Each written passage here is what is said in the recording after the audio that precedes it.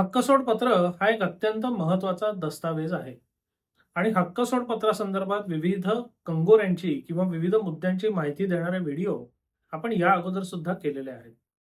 मात्र या व्हिडिओचा स्वतंत्र आणि महत्वाचा उद्देश म्हणजे हक्कसोड आणि हक्कसोड पत्राने झालेली फसवणूक या संदर्भात चर्चा करणं. आता जेव्हा हक्कसोड पत्र केलं जातं तेव्हा हक्कसोड पत्राद्वारे एखादा सहहिस्सेदार त्या वडिलोपार्जित मालमत्तेतले आपले हक्क सोडून देत असतो. मग काही वेळेला ते मोबदल्यासह असतं, काही वेळेला ते विना मोबदला असतं.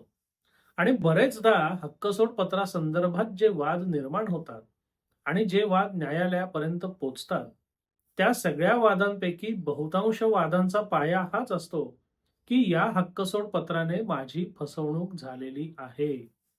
आता जेव्हा कोणताही नोंदणीकृत करार होतो, त्या कराराच्या नोंदणीच्या प्रक्रियेत आपण स्वतः सामील असतो.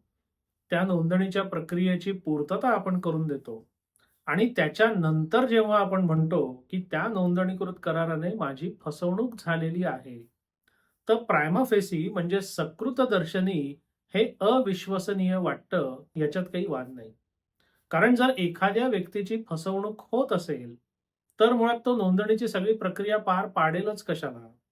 सगळा करार वाचल्याशिवाय, त्या नोंदणीची प्रक्रिया पूर्ण केल्याशिवाय त्याने तो करार केला असं सकृतदर्शनी वाटत नाही. म्हणून जेव्हा असा मुद्दा उद्भवतो, की एखाद्या हक्कसोड पत्राने एखाद्या व्यक्तीची फसवणूक झालेली आहे का? आता यात हे सुद्धा खरं, की जरी कराराच्यावर सह्या झालेल्या असल्या, त्याची नोंदणी झालेली असली, तरी त्याच्यामध्ये काही वेळेला फसवणूक असू शकते. म्हणजे भलताच करार सांगून तुम्हाला नेलं किंवा कुलमुखत्यार म्हणून तुम्हाला नेलं आणि तुमच्याकडनं हक्क सोडपत्र करून घेतलं किंवा तुमच्याकडनं ठराविक मालमत्तांचा हक्क सोडपत्र किंवा करार करतोय असं सांगून वास्तविक त्याच्यापेक्षा जास्त मालमत्तांचा करार करण्यात आला. हे आणि असे फसवणुकीचे अनेक प्रकार असू शकतात. पण या सगळ्याच्या पायावर मूळ मुद्दा तोच येतो, की एखादा नोंदणीकृत करार आपण करून दिल्यावर आपली फसवणूक झाल्याचं सिद्ध करणं हे तुलनेने कठीण आहे. म्हणजे सिद्धतेचा विचार आपण थोडा नंतर करूया. सगळ्यात पहिले आपल्याला जो विचार करायला लागतो तो मुदतीचा. कारण सर्वसाधारणतः कोणत्याही कराराला आव्हान देण्याची मुदत ही 3 वर्ष आहे. मग जेव्हा आपण एखाद्या नोंदणीकृत करारामध्ये सामील असतो, त्या दिनांकाच्या म्हणजे त्या नोंदणीच्या दिनांकापासून त्या कराराला आव्हान द्यायची आपली मुदत सुरू होते, असं म्हटल्यास ते वावगं ठरणार नाही. कारण जो करार आपण केलेला आहे, ज्या कराराच्या नोंदणीत आपण सहभागी आहोत, त्या कराराची आपल्याला माहितीच नव्हती, असा कांगावा आपल्याला करता येणार नाही.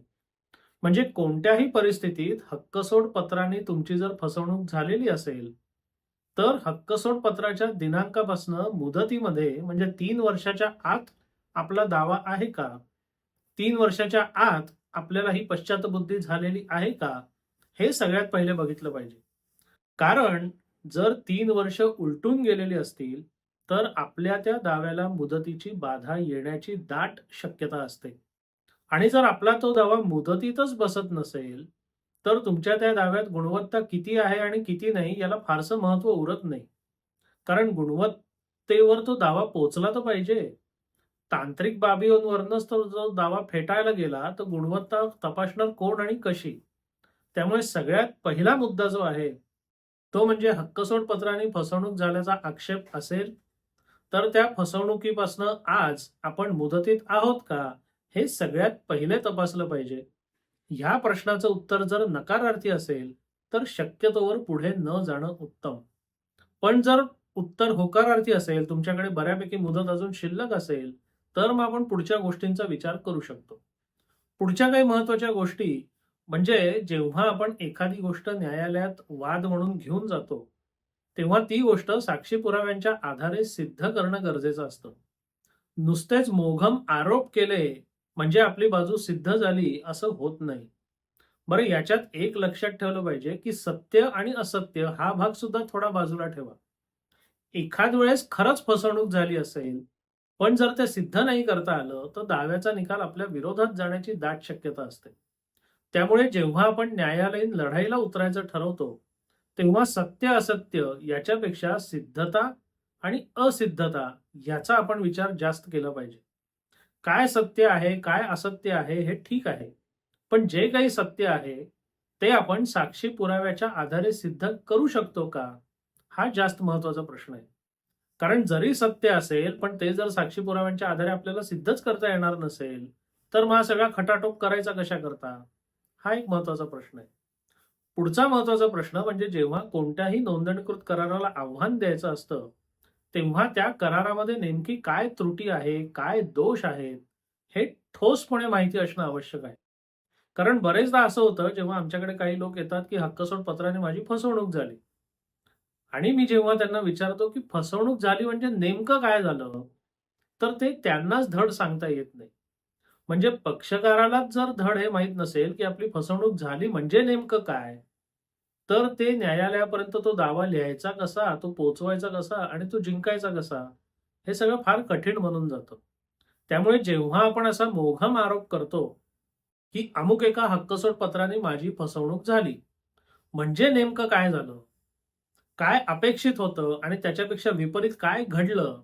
या दोन्ही गोष्टींचा तपशील आपल्याकडे असणं आवश्यक आहे आणि तसा तो दाव्यामध्ये येणं आवश्यक आहे. म्हणजे मग तुम्हाला मोबदला कबूल केला आणि विना मोबदला करून घेतलं का? किंवा मोबदला जो कबूल केला त्याच्यापेक्षा कमी दिला का? किंवा जे ठरलं होतं त्याच्यापेक्षा विपरीत काही केलं का? किंवा भलताच करार करण्याकरता म्हणून तुम्हाला नेलं आणि हक्कसोड पत्र करून घेतलं का? किंवा भलत्याच मालमत्तांचा करार म्हणून तुम्हाला नेलं आणि त्याच्यापेक्षा जास्त मालमत्तांचं हक्कसोड पत्र करून घेतलं का? ह्या आणि अशा अनेक प्रश्नांची उत्तरं आपल्याला शोधता आली पाहिजेत. कारण आपल्याला या काही चावडीवरच्या गप्पा मारायच्या नाहीयेत. तुम्हाला जर न्यायालयीन वाद करायचा असेल, तो जिंकायचा असेल, तर तुमची एकंदर प्रकरणाची तयारी जेवढी चांगली असेल, तुमच्या सगळ्या गोष्टी जेवढ्या सुस्पष्ट असतील, तेवढी तुमची विजयाची टक्केवारी वाढते. म्हणून नुसतं माझी फसवणूक झाली, माझी फसवणूक झाली याला काही अर्थ नाही हो. फसवणूक झाली म्हणजे नेमकं काय झालं? हे मुळात पक्षकाराला ज्याची फसवणूक झाली आहे त्याला ठोसपणे सांगता आलं पाहिजे. आणि त्यांनी ठोसपणे सांगितलं, की मग ते कायद्याच्या भाषेत दाव्यामध्ये उतरवणं हे वकिलाचं कर्तव्य आहे, ते नंतर येतं.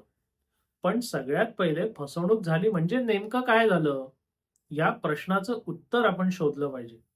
आणि जर या प्रश्नाचं उत्तरच आपल्याला सापडत नसेल, तर माझ्या मते तरी अशा प्रकरणांमध्ये पुढे जाण्यात फार काही अर्थ नसतो.